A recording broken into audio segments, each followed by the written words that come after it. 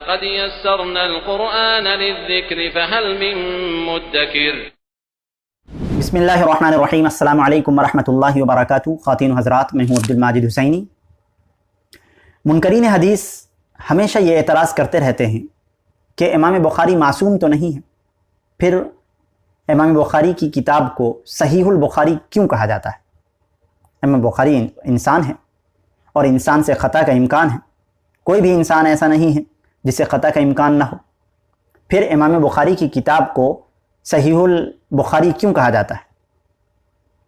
اس کا جواب یہ ہے کہ امام بخاری کی جو کتاب ہے اس کو صحیح البخاری جو کہا جاتا ہے، اس کے اندر کسی بھی امام کا، کسی بھی محدث کا، کسی بھی شخص کا یہ دعویٰ نہیں ہے کہ امام بخاری کی کتاب میں جو بھی ہے سب صحیح، جو بھی ہے سب صحیح. ایسا نہیں. یہ کہا جا رہا ہے کہ امام بخاری کی کتاب میں جو بھی مسند اور متصل روایات ہے وہ سب صحیح ہے، اور اس کی بنیاد یہ نہیں ہے کہ امام بخاری رحمۃ اللہ علیہ کو ہم معصوم سمجھتے ہیں. اس کی بنیاد دلیلیں ہیں، جن دلیلوں کی بنیاد پر احادیث کو پرکھا جاتا ہے، جانچا جاتا ہے، اور تمام کی تمام احادیث کو ہزاروں لاکھوں بار جانچ لیا گیا ہے، اور کسوٹی پر پوری اترنے کے بعد محدثین نے اجماعی طور پر یہ اتفاق کیا ہے، فیصلہ کیا ہے کہ امام بخاری کی جو یہ کتاب ہے، امام بخاری کی جو یہ کتاب ہے، اس کے اندر جتنی بھی مسند اور متصل روایات ہیں وہ سب کے سب صحیح ہیں. دوسری بات، امام بخاری رحمۃ اللہ علیہ یقیناً معصوم نہیں، لیکن امکان خطا اور وقوع خطا میں بڑا فرق ہے. امکان خطا اور وقوع خطا میں بڑا فرق ہے. اس کا مطلب یہ سمجھیے کہ یہ امکان ہے کہ اس سے جو ہے خطا ہو سکتی ہے، اور خطا ہونا یہ ایک الگ بات ہے. جیسے کہ میں یہ کہوں کہ آپ چور ہیں، اس کے لیے دلیل تو چاہیے. آپ کی چوری ثابت تو ہونی چاہیے. لہذا سیم اسی طرح سے امام بخاری معصوم نہیں ہے، لیکن امام بخاری سے اس کام میں خطا ہوئی ہے، اس کو ثابت تو کیا جائے. آپ پر لازم ہے کہ آپ ثابت کریں.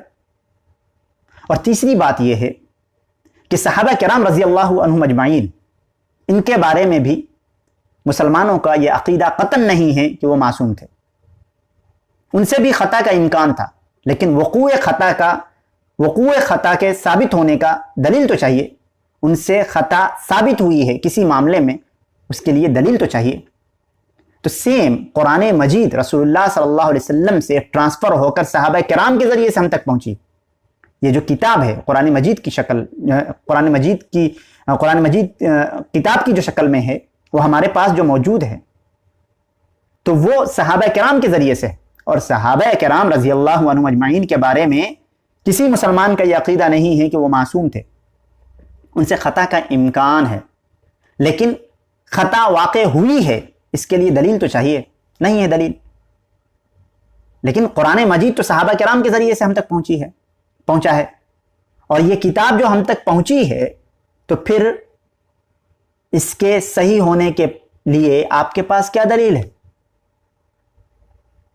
اس کے صحیح ہونے کے لیے آپ کے پاس کیا دلیل؟